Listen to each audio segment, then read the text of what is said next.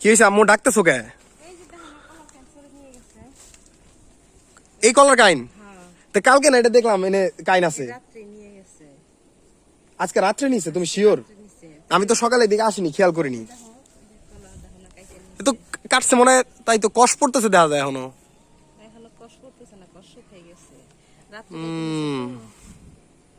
তো এই যে এইভাবে এর আগেও একবার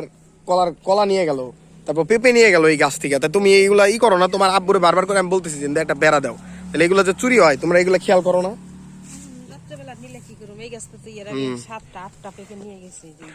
আসসালামু আলাইকুম তো কেমন আছেন সবাই আশা করি সবাই খুব ভালো আছেন তো আজকে ওই যে আমাদের এই বাগানে এই যে উপরের অংশে চুরি হয়েছে এই যে এখান থেকে আমাদের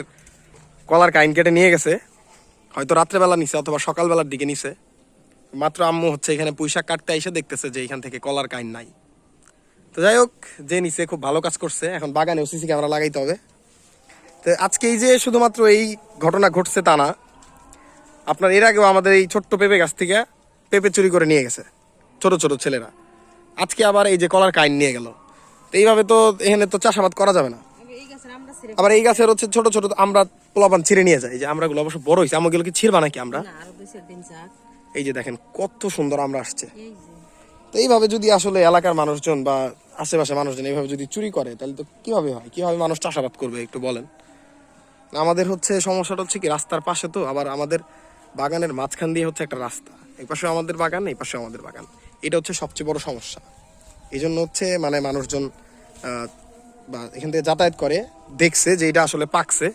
এটা কেটে নিয়ে গেছে আমাকে পুঁইশাক কাটবা রান্না করবা ও একদম চাইছে না ওনারা দিবা আচ্ছা আচ্ছা পুঁইশাক তো মোটামুটি ভালোই হয়েছে এগুলো তো বাজারে দেওয়া দরকার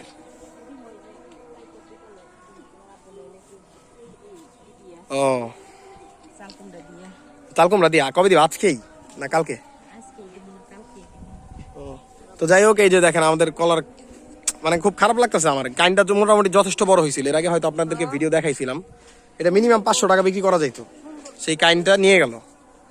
এখন এইভাবে যদি আসলে প্রতিদিন এইভাবে হইতে থাকে এগুলো তো আসলে মানে মেনে নেওয়ার মতো না এরকম যদি নিয়ে যায় ওনারা যদি একটা দুইটা খেতে মন চায় কলা আমাদের কাছে এসে চাইলে আমরা তো না করি না তারপরে এইভাবে চুরি করার কোনো মানে হয় না আসলে তো যাই হোক দেখেন আল্লাহর রহমতে আমাদের এই যে বাগানের মূল যেটা কলা বাগান আমাদের এই বাগানের মোটামুটি ওই যে দেখেন কলা বের হইতেছে এই যে কলার কাইন একটা ওই পাশে আরো ওই যে ওই পাশে একটা মাঝখানে একটা মোটামুটি 4টা কাইন এখান থেকে একসাথে বের হবে তো এইটারও নিচে মোটামুটি ময়লা নোংরা হয়ে গেছে আসলে এক নোংরা বলতে আপনার আগাছা জন্মাইছে তো এই আগাছাগুলো আমি পরিষ্কার করে দিব আর এই পাশে দেখেন এক ধরনের নতুন প্রজাতির একটা ফুল না এটা কি আসলে এটা তো দূর থেকে বোঝা যাচ্ছে না এই যে দেখেন দূর থেকে বেশ সুন্দরই লাগছে কাছে আসার পর একটু অন্যরকম লাগতেছে মোটামুটি এগুলা জন্মাইছে আর এর পাশাপাশি দেখেন কত লজ্জাপতি গাছ এই যে দেখছেন কি সুন্দর লজ্জা এদের অনেক লজ্জা মানে দেওয়ার সাথে সাথে আর লজ্জাপতি ফুলের ফুল মানে লজ্জাপতি গাছের যে ফুলটা এটা কিন্তু বেশ সুন্দর অনেক সুন্দর একটা ফুল এগুলোকে সব করে দিই তো লজ্জাপতি গাছ আমাদের এখান থেকে আশেপাশের এলাকার মানুষজন অনেক এসে নিয়ে যায় আমাদের এই বাগান থেকে কারণ এটা দিয়ে তারা কি যেন একটা চিকিৎসা করে কি চিকিৎসা করে সেটা আমি জানি না আপনারা যদি কেউ জানেন আমাকে কমেন্টে জানান কিন্তু কিছু একটা চিকিৎসা করে একটা হচ্ছে সাদা লজ্জাপতি আর একটা হচ্ছে অন্য ধরনের লজ্জাপতি এগুলো দিয়ে চিকিৎসা করা হয় আর কি তো দেখেন এই শাড়িতে আমাদের হচ্ছে সাজনার ডাল কেটে লাগাই দেওয়া হয়েছে 1 2 3 4 আর ওই পাশে হচ্ছে মেহগুনি গাছ আছে